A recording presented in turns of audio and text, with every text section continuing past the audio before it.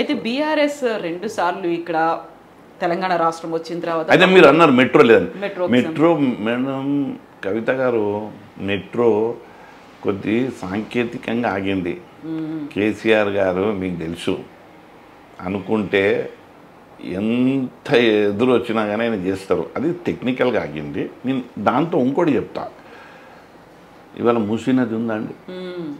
మూసీ నది జాగ్రఫికల్గా ఎక్కువ శాతం అంటే దాని పరిహార ఏదైతే పరిహారంగా అది కొనసాగుతుందో అది ఓల్డ్ సిటీకి ఎక్కువ శాతం వైపు ఉంది.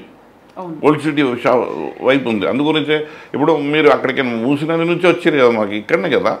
ఇప్పుడు ఈ ఇమ్లీబను ఇదంతా అంతా మాకు మొత్తం పార్లమెంట్ కవర్ అవుతుంది ఇది మూసీ. ఈ మూసీ నదిని నందనవనం చేయాలన్న ఆలోచన ఎవరిదండి? మూసీ అండ్ లేక్ బోర్డు ఎవరు పెట్టిండ్రండి? దానికి చైర్మన్ అని ఎవరు నిర్మాణం చేసారు? దానికి 2000 కోట్లు ఎవరు పెట్టారు? అందులో కేసీఆర్ గారు పెట్టారు కదా. ఇవాళ రేవంత్ రెడ్డి గారు ఆ పనిని తీసుకొని ముందుకెళ్తాడు. దాని సృష్టికర్త ఎవరు? కేసీఆర్ కదా. మరి ఒక నిర్మాణాత్మకమైనటువంటి అభివృద్ధి చేస్తూ ఉంటే మెట్రో ఎందుకు పోదండి? మెట్రో మొత్తం పోతుంది. మెట్రో మొత్తం ఇప్పుడు మీరు ఒకసారి చూసిరండి.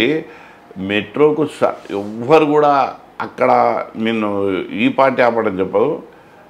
ఇట్ ఈజ్ మనకు అది ఏంటి అంటే పబ్లిక్ గ్రీవెన్సెస్ 7 వరకు కోరుకుంటే 6 వరకు పోవాల్సిందే. అది విన్నారండి. అది మా ఇంటి వరకే కావాలన్నా, కొత్త సికింద్రాబాద్ వరకు కావాలన్నా, హైదరాబాద్ కాదు. పబ్లిక్ కోరుకుంటే మొత్తం రాష్ట్రం అంతా తిరుగుతుంది అది. సో అది పబ్లిక్ గ్రీవెన్స్ అండర్లా దాన్ని ఉంటుంది.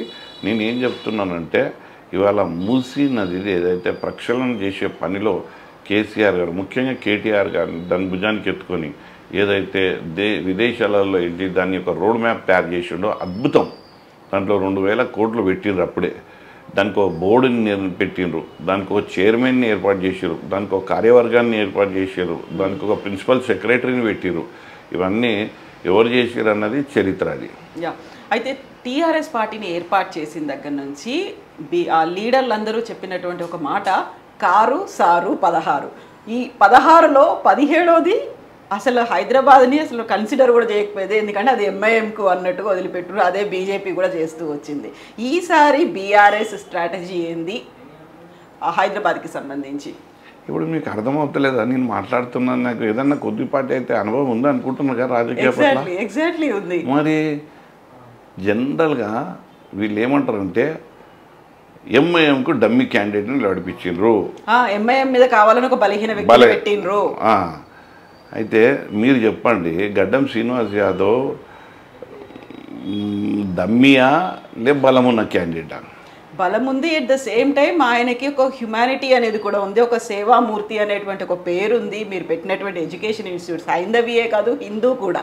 దీంతో పాటుగా మీరు చేసినటువంటి సేవలు, మీకున్నటువంటి రీచ్, ఇవన్నీ ఉన్నప్పటికీ కూడా ఒక భావన అనేది అయితే ఉండిపోయింది. 40 ఏళ్ళుగా ఎంఐఎం ఆ అడ్డాలో మీరు నిలబడ్డారు అనేసరికి కేసీఆర్ వస్తున్నారా ఇక్కడికి, క్యాంపెయినింగ్ చేస్తారా? ఎందుకంటే డిఫరెంట్ ప్లేసుల్లో ఆయన వెళ్తున్నారు కదా. సో హైదరాబాద్లోకి ఆయన వస్తారా అనేది ఒక డౌట్ ఉంటుంది. నేను సరిపోతా ఇక్కడ, నేను సరిపోతా. కేసీఆర్ గారు కేటీఆర్ కూడా అవసరం లేదు, నేను సరిపోతా ఇక్కడ. ముఖ్యంగా ఏంటి అని అంటే గతంలో మీరు అన్నది ప్రాస అసెంబ్లీ వరకు, ఇప్పుడు మీరు అదే కంటిన్యూ అనలేము కదా. ఇప్పుడు ఇది పార్లమెంట్ ఎన్నికలు. ఇవాళ నన్ను ఎందుకు నిలబెట్టిండ్రు కేసీఆర్ గారు? అసలు వాళ్ళు అంటారు ఏంటి అని అంటే డమ్మీని పెడతారు.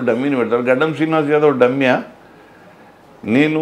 ఇవాళ నేను 30 సంవత్సరాల నుంచి రాజకీయాల్లో ఉంటూ నేను ఎన్నో సేవా కార్యక్రమాలు చేస్తూ, నేను ఉచిత విద్యను అందిస్తూ, నేను జాబులు ఇప్పిస్తూ, నేను కేవలం మాటలు కాదండి, మాటలు కాదు, ఎన్నికల ముందు మీ ఇంటర్వ్యూలో అస్సలు కాదు ఈ మాటలు. ఎందుకనంటే నా ఉనికి అది.